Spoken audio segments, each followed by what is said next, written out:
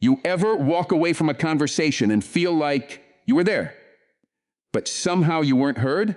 Like your words showed up, but your meaning didn't. That gap right there, that's not just miscommunication.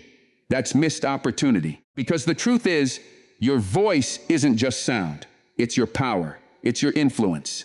It's your ability to change a moment or lose it completely. And today we're closing that gap, not with fluff, not with theory, but with real, practical shifts that can transform the way people feel when you speak. Let's get into it.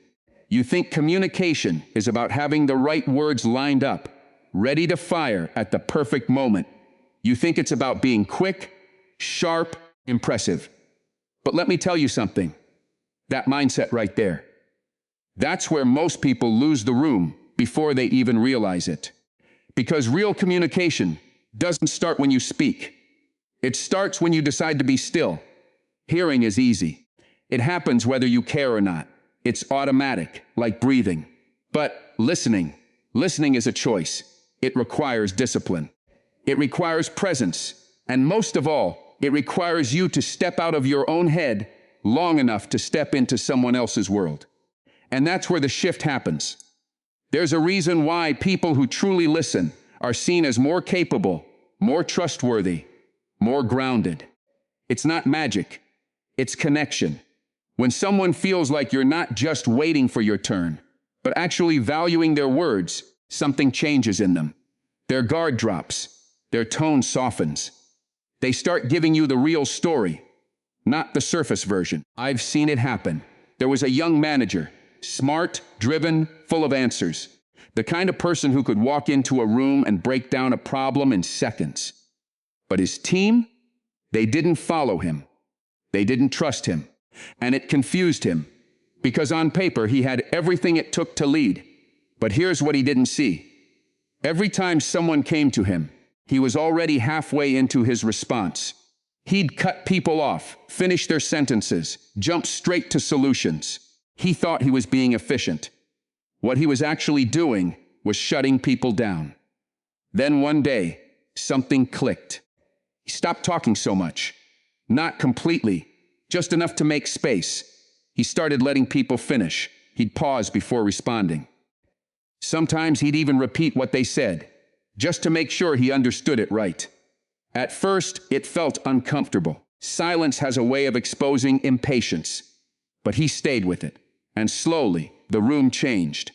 People started speaking more openly. Meetings got deeper. Ideas got stronger. And without raising his voice or changing his authority, he gained something far more powerful: respect. Because when people feel heard, they don't just respond, they engage. That's the difference. You don't build influence by overpowering conversations. You build it by honoring them. By showing people, without saying a word, that what they're bringing to the table matters.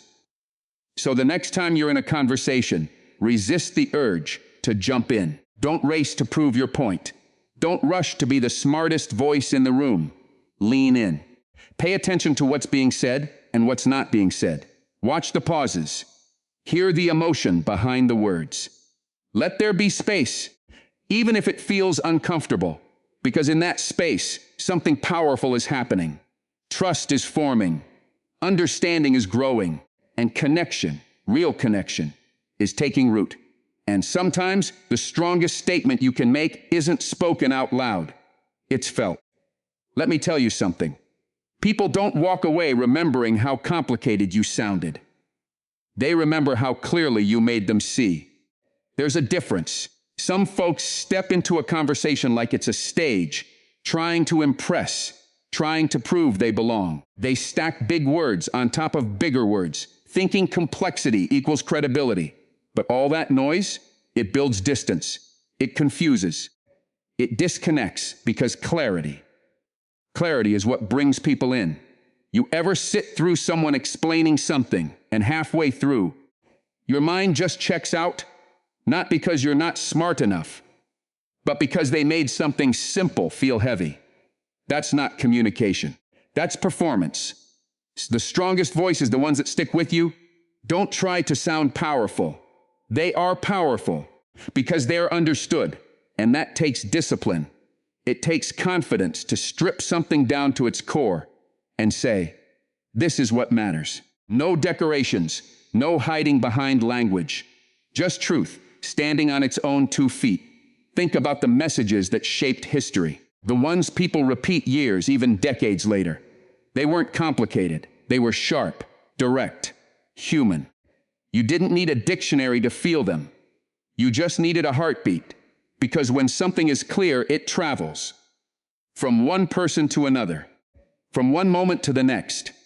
I remember hearing about 2 entrepreneurs walking into the same room, chasing the same opportunity. One came in loaded with slides, numbers, industry terms, talking fast, talking long, trying to prove how much he knew.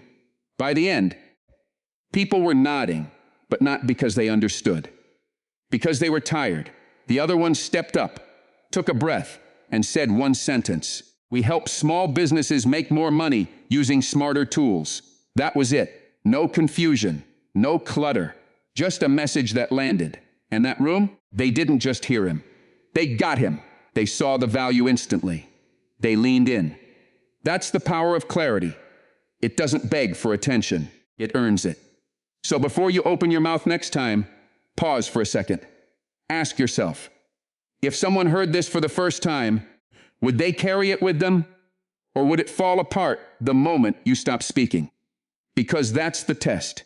If a child can understand it, a room full of adults will respect it.